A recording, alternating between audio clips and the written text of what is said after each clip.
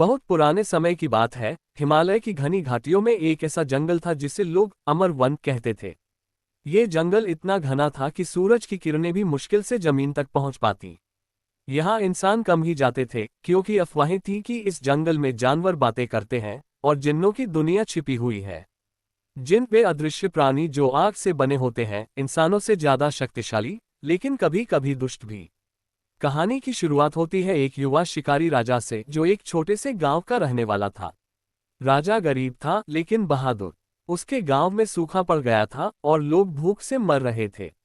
राजा ने सुना कि अमर वन में एक जादुई फल का पेड़ है जो कभी नहीं सूखता और उसके फल खाने से भूख मिट जाती है।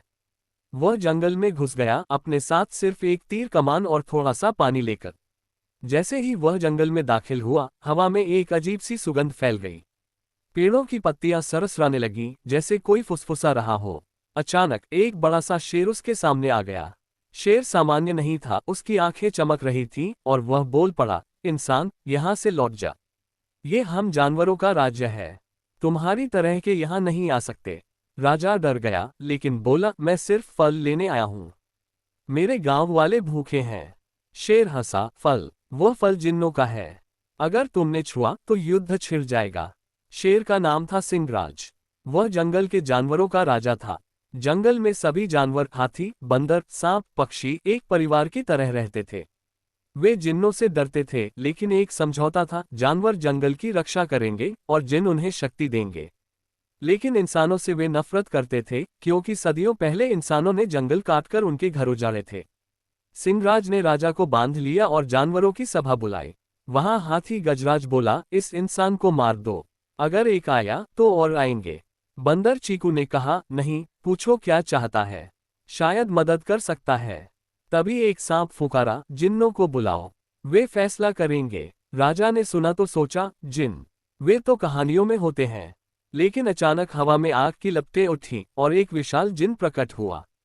उसका नाम था अगराज, आग का राजा।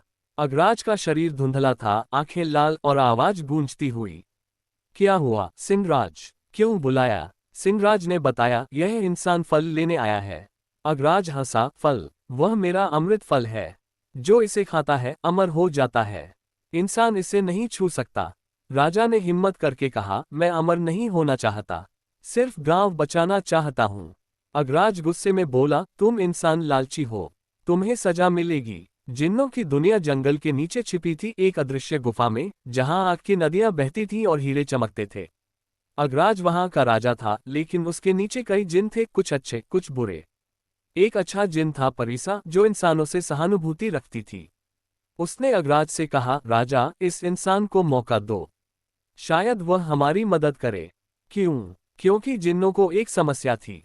एक दुष्ट जिन्न, शैतानराज, अगराज से विद्रोह कर रहा था। शैतानराज चाहता था अमृत फल खुद खाकर सारी दुनिया पर राज करे। वह जानवरों को भड़का रहा था कि इंसान दुश्मन है ताकि लुआ फैले। अगराज ने सोचा और बोला, ठीक है इंसान, अगर तुम शैतानराज को हराओ तो फल ले जाना, वरना मर जाओगे। राजा सहमत हो गया, लेकिन कैसे लड़े? वह अकेला था। राजा को जानवरों की मदद मिली। सिंहराज ने कहा, अगर तुम हमारी मदद करो तो हम तुम्हारी।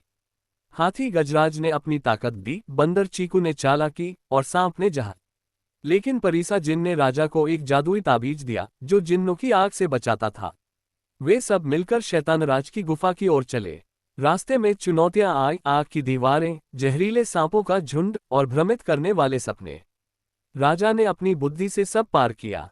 एक बार एक भेड़िया हमला कर आया लेकिन सिंहराज ने उसे रोका। लेकिन विश्वासघात हुआ। सांप, जो शैतानराज का गुप्तचर था, ने राजा को काटने की कोशिश की। राजा ने तीर से उसे मार दिया। अब जानवरों में शक पैदा हो गया, क्या इंसान पर भरोसा करें?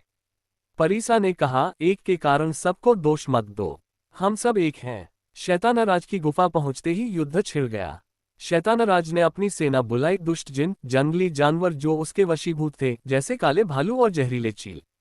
इंसान, राजा, जानवर, सिंहराज और उसकी टीम, और अच्छे जिन्न अगराज और परीसा एक तरफ। युद्ध भयानक था। सिंहराज ने भालुओं से लड़ाई की, उसके पंजे खून से सने। गजराज ने जिन्नों की आग को अपनी सूंड से पानी फेंक कर बुझाया। राजा ने तीरों से दुष्ट जिन्नों को निशाना बनाया, ताबीज की वजह से आग उसे छू नहीं पाती थी। शैतानराज ने राजा पर हमला किया, तुम इंसान कमजोर हो। उसने आग की गोली फेंकी, लेकिन परिसा ने बचाया। जानवरों ने मिलकर एक योजना बनाई, बंदरों ने पेड़ों से पत्थर फेंके, पक्षियों ने आंखें फोड़ी। लेकिन कई जानवर मारे गए, एक हाथी गिरा, कई बंदर घायल। अंत में राजा और शैतानराज आमने सामने। शैतानराज ने अपना असली रूप दिखाया, एक विशाल आग का गोला। राजा ने ताबीज फेंका, जो शैतानराज की आग सोखने लगा। सिंहराज ने छलांग मारी और उसके गले पर हमला किया। अगराज ने अपनी शक्ति से शैतानराज को बांधा। शैतानराज चीखा, मैं वापस आऊंगा, और गायब हो गया, लेकिन कमजोर होकर। युद्ध खत्म हुआ, जंगल शांत हो गया। राजा को अमृत फल मिला, लेकिन उसने सिर्फ थोड़े फल लिए, पूरे पेड़ को नहीं उखाड़ा। वह बोला, ये सबका है। इंसान, जानवर, जिन, हम सब एक दुनिया में रहते हैं। लड़ाई से कुछ नहीं मिलता, एकता से सब। सिंहराज ने कहा, तुमने हमें सिखाया, अब से इंसान हमारे दोस्त। अगराज ने राजा को आशीर्वाद दिया, तुम अमर नहीं, लेकिन तुम्हारी कहानी अमर रहेगी। राजा गांव लौटा, फल बांटे, गांव बच गया, और अमर वन में शांति छा गई। लेकिन कभी कभी रात में हवा में फुसफुसाहट सुनाई देती, इंसान, जानवर और जिन की दोस्ती की कहानी। अंत, ये कहानी हमें सिखाती है कि मतभेदों के बावजूद एकजुट होकर हम बड़ी से बड़ी चुनौतियां पार कर सकते हैं। इंसान की बुद्धि, जानवरों की ताकत और जिन्नों की जादू, सब मिलकर दुनिया सुंदर बनाते हैं। अगर आपको ये पसंद आई या और अध्याय चाहिए, बताएं।